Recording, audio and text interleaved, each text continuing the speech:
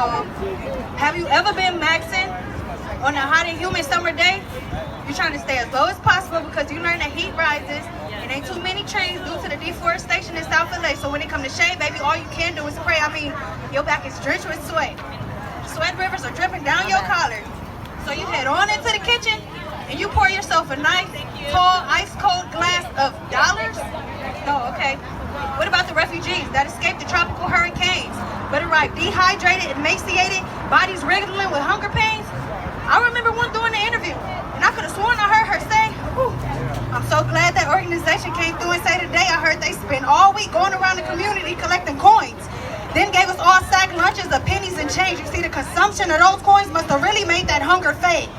Now I know these scenarios may sound exaggerated, but our current conditional mentalities in these scenarios seem to be one, because if you genuinely around here believing that money is power, then the job of our collective colonizers is done. Look, I don't remember Queen Nzinga using paper dollars to successfully combat colonization, but I do recall her using her intuition and weapons crafted from Angola's natural resources to fight off Portuguese invasion.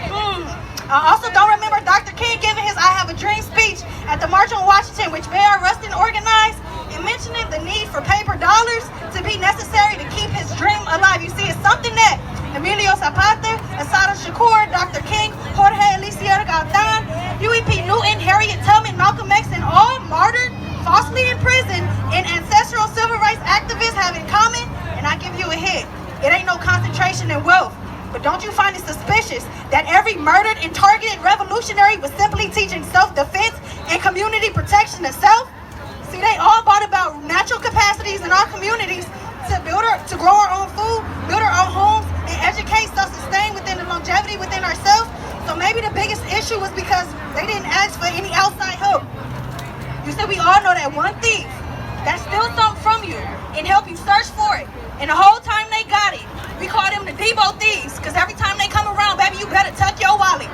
Mama said put all your good stuff away when these cousins come visit, because before they leave, you need to check their pockets, because it ain't nothing like the ones that don't come with anything and steal, and they make it obvious because they forget who, because they come around you wearing your stuff and forget who they stole it from, because ain't nothing like somebody that get it, that ain't got it, that get excited to floss. And you see, think of the colonizers, or the gentrifiers, heck, they all one and the same, because they use reverse psychology, disease, miseducation, all methods that are inhumane, all to push the indigenous out, and they strategically do it in ways to stick in your continent, Africa. They rape the land, disrupt the culture, create their own currency, they create borders and commodify natural resources, all collectively bringing about destruction and pain. Fun fact, did you know that only in European history where you see men as inhabitants of caves to specify every civilization was flourishing until Europeans came?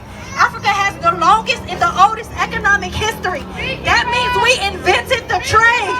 But it's a big difference on how facts and such translate to those who come from villages and kingdoms in comparison to those who historically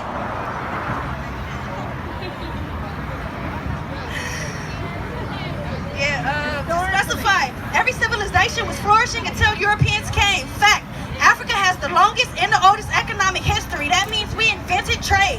But it's a big difference on how a fact as such would translate to those who came from villages and kingdoms in comparison to those who hysterically has threatened the eagles because they came from caves. Look, bro, they put water in plastic bottles. That's taking something from Earth that's free, renewable, and not man-made. And as men, they bottle it and sell it. Look, and at this point, if this don't strike you as problematic and make you want to turn it, then I don't know what the hell is, because California has the 5th largest global economy. South Central has 50,000 transient residents. So with a population of a bit over 171,000, you mean we got empty lots, abandoned buildings, but we don't got the capacity to house the houseless? Heart disease is our #1 cause of death here. Yeah, we only have a few over 60 grocery stores. So think of it in terms of inaccessibility to fresh produce and greens, because baby, we got 403 McDonald's and 216 Burger Kings. Think about the disproportionate ratio in your community of check cashing places in comparison to banks, because we are intentionally bound to these conditions that we've historically worked, created, and built, all for someone else to come along and take. All my heroes died broke and dangerous. They challenged the structures and they made their own way. You see, Malcolm grew the Nation of Islam membership from 500 to 125,000 in a matter of a decade. So that right there just let me know that it was his impeccable or mobilizing and organizing skills that led to his targeted and self-predicted fate. Because you ain't never seen nobody that's been intentionally impressed attain their freedom by playing their oppressor's game. All right, so look. The fact of the matter is, I do understand there is 0% risk involved in not trying, but there's also an impossibility of victory. Because continuing these conditions means we gotta stay docile while we watch somebody else take what we got and then ration to us what they believe that we need. See, it's difficult to deconstruct and decolonize our minds, to fathom the facts like that. Historically, it has been that no bars held, grassroots, self-protective, community self-sufficient, that no holding back, that reclamation without permission, collection of power that has proved that genuine wealth has always been in community sustainability, concentration of, and the accessibility of resources. Wealth has never been in a man